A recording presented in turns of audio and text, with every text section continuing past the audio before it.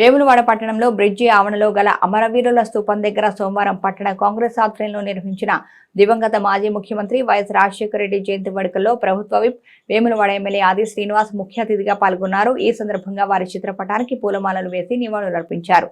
ఈ సందర్భంగా వారు మాట్లాడుతూ దివంగత ఉమ్మడి ఆంధ్రప్రదేశ్ రాష్ట్ర మాజీ ముఖ్యమంత్రి వర్యులు జననేత బడుగు బలహీన వర్గాల కోసం ఎంతో తోడ్పాటును అందించిన మహానేత డాక్టర్ వైఎస్ రాజశేఖర రెడ్డి అని అన్నారు.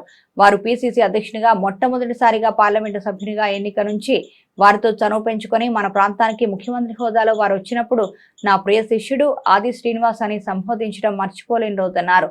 వారు లేని లోటు వ్యక్తిగతంగా నాకు పూడ్చలేనిది, రాజకీయంగా ఉన్నత స్థానానికి తీసుకువెళ్లినప్పుడు మర్చిపోలేదన్నారు.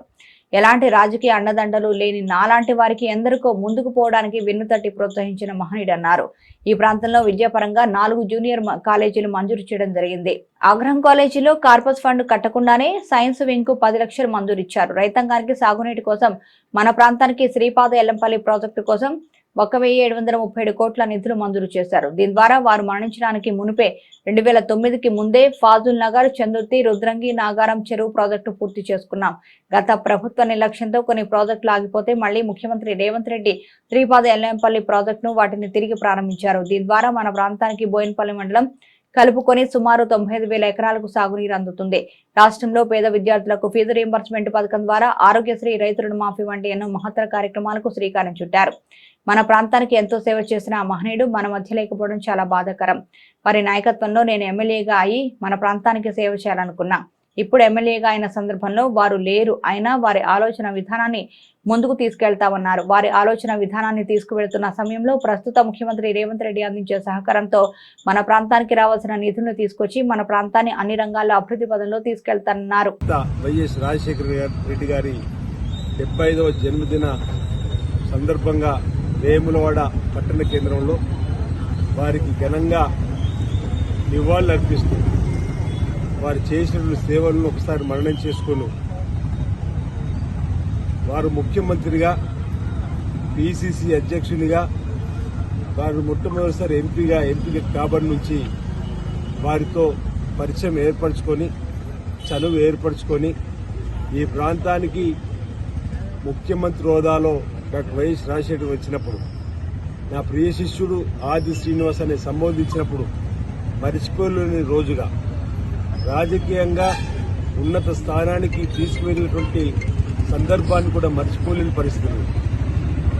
వ్యక్తిగతంగా ఆయన మరణం నాకు తీరని లోటని అనేక సందర్భాల్లో కూడా చెప్పడం జరిగింది.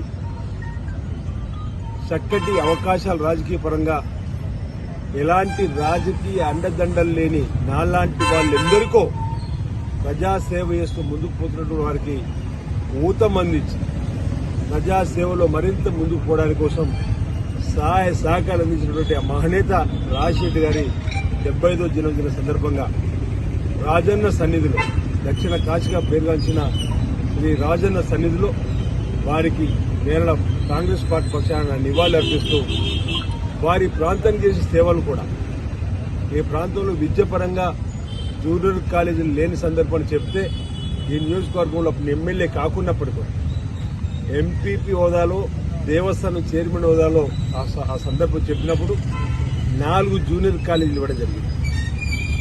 సైన్స్ వింగ్ కు 10 లక్షల కార్పొరేట్ ఫండ్ కడితే తప్ప రాదంటే కార్పొరేట్ ఫండ్ లేకుండా కూడా సైన్స్ వింగ్ కూడా అగ్రహారం కాలేజీలు ఇచ్చిన సందర్భం. రైతాంగానికి సాగునీరు ఎత్తిపోతల ద్వారానే ఈ ప్రాంతానికి సాగునీరు రావాలని చెప్పినప్పుడు జలైక్యం ద్వారా రాష్ట్ర వ్యాప్తంగా ఆ రోజు ఉమ్మడి ఆంధ్రప్రదేశ్లో అనేక ప్రాజెక్టులు చేపడుతున్నప్పుడు ఎల్లంపల్లి ప్రాజెక్టు, శ్రీపాద ప్రాజెక్టుకి పేరు మార్చుకున్నాం. దాని ద్వారా ఈ ప్రాంతానికి వచ్చేది 1,737 కోట్ల రూపాయల నిధులు మంజూరు చేశారు. దానివల్ల వారు మరణించే కంటే ముందే 2009 వరకే ఫాజుల్నగర్ ప్రాజెక్టు నిర్మాణం చేసుకున్నాం, చందుర్తిలో నిర్మాణం చేసుకున్నాం, రుద్రంలో నాగారం చెరువు నిర్మాణం చేసుకున్నాం.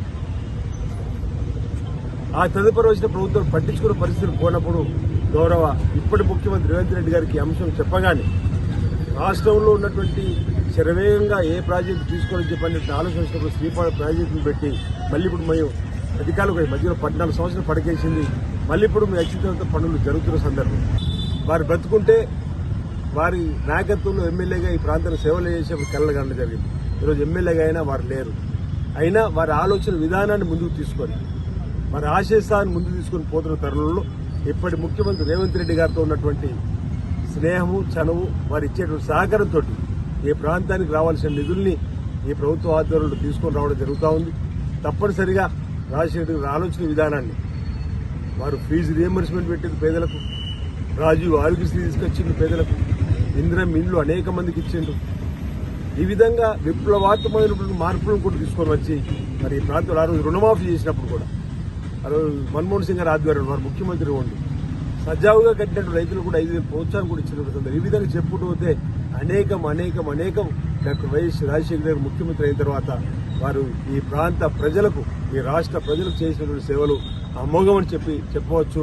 వారి పరిపాలన సందర్భం, పరిపాలన సమయం సువర్ణాక్షరాలతో రాసుకునే విధంగా వారి పథకాలు ఇప్పటికి కూడా చెక్కు చెదరకుండా వారు పెట్టినటువంటి పథకాలు కూడా ప్రజలకు అందుతున్నాయనే మాట ఈ సందర్భంగా మనవి చేసుకుంటూ వైఎస్ రాజశేఖర గారికి మేము ఈ సందర్భంగా 2 చేతులు జోడించి వారికి నమస్కారం తెలియజేస్తూ వారి ఆత్మశాంతి చేకూరాలని మేము రాజీనామా సందర్భంగా ప్రార్థిస్తా ఉన్నాం. నమస్కారం.